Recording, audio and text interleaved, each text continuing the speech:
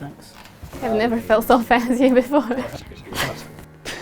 My name is Jamal Hassan. I'm a graduate. I'm in my final year at university. I graduated 2 years ago. A lot of different experience, lots of Saturday jobs. I've been working for 5 years in the same job. Working in life, I think, is about 10 years. Went into teaching, but recently I quit. I've just graduated from university. I've just started a job in a magazine publishers. I've just started my second year at university. I've had no work experience at all before. I came all the way from Romania for the work experience at Penguin Random House. Because I want to find out how the world of publishing works. I'm really sorry, I'm so awkward. Just trying to figure out where I want to go. At the start of my placement here, I was given this book.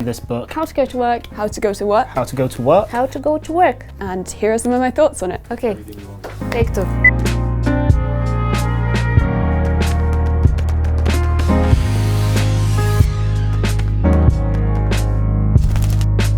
One of the biggest obstacles facing young people, I think, in getting into the world of work is that for most of your youth, it's all about getting prepared to a certain set of criteria and you're confined to a curriculum. But with the world of work, there are so many options, and in the book itself it says something like 85% of jobs that young people will go into don't even exist yet. I think learning to have flexibility and to be confident with the uncertainty, but also having all the basics down, allows you to have the flexibility to feel confident into going into such a wide world. Something I found really useful about the book was how it spoke about your personality and how that can be more important entering the workplace than a complete knowledge of what's going on. There's a section in the book that talks about what it's like being shy going into work experience, which is something I really relate to. Just contribute as much as you can, and I'm really glad the book said that. I might not have contributed as much as I have done. Oh no, I'm so awkward. Something that I really liked to hear as well that I think a lot of people take for granted is the phrase, it's not what you know, it's who you know. And it's mentioned in the book that that's actually not a universally great piece of advice, because a lot of the time it relates to where you're from, who your parents are, how much money and connection you have, and that's not a great piece of advice for everybody to have. It also gives advice on how to overcome that and make your own connections, even if you come from a place of less privilege. Something that I both didn't know and assumed was just not part of my life. Section 5 probably was the most relatable for me because it's simply called The Bad Days, and it talks about all of the things that the average person is most likely to be anxious of.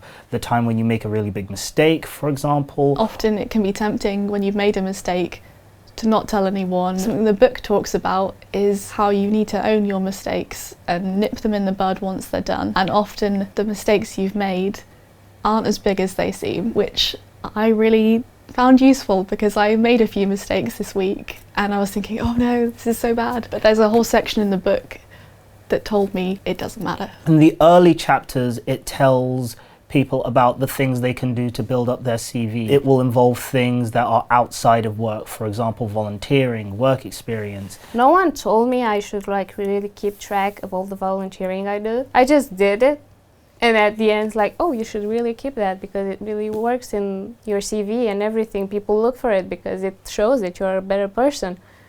And I was like, oh wow, because I have nothing like that because I never kept track of it. I just went, did it, and got nothing less. I just got the experience because I never learned how to write a CV and no one really taught me except Google. I would say all the things that they say about Saturday jobs, but then I've also never had a Saturday job, so I don't know if I'd be the right person. I think you would be exactly the right person. About my regrets? One thing that I found surprising about the book is the focus that it puts onto the early stages of the careers.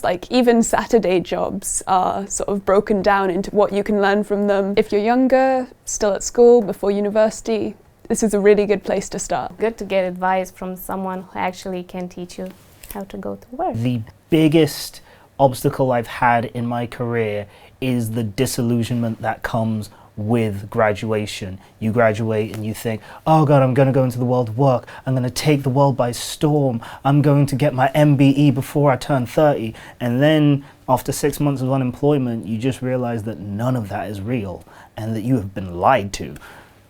Not necessarily lied to, but misled somewhat in what you thought your career would be. This book tells you about all the things you can do to prepare for that disillusionment and things you can do in response of that. And I really felt calmed. The section of the book about the first early days of work and what to expect, I would have really found useful when I had my first job in marketing. I was new to office environment and it really would have helped me figure out what I was supposed to be doing. I struggled for a long time with wanting to leave but not knowing if I was right in feeling that way. Was it just normal to have those experiences and to be treated in a certain way?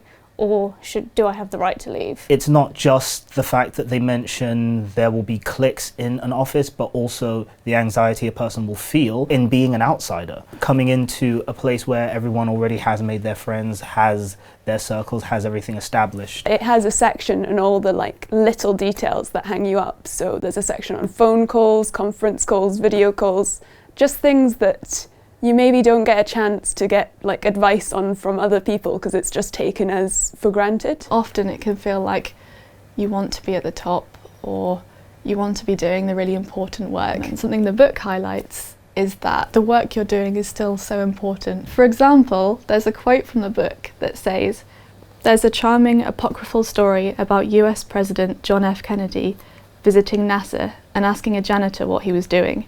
The janitor replied, 'I'm putting a man on the moon.'" Would I recommend it to a friend? I work at Primark on the weekends and a lot of the people I work with are 16, 17, it's their first job, and I really think that it would be useful for them to know, especially as a lot of them are going into apprenticeships, which is what I did. I think they need to have something to refer back to at any point. So I went to dinner the other night with my friend and we both graduated at the same time a few months ago. I've been able to get a job and she's still looking, and I was showing it to her and reading bits to her. Yeah, I can't wait to get it for her when it comes out. Wait, I know.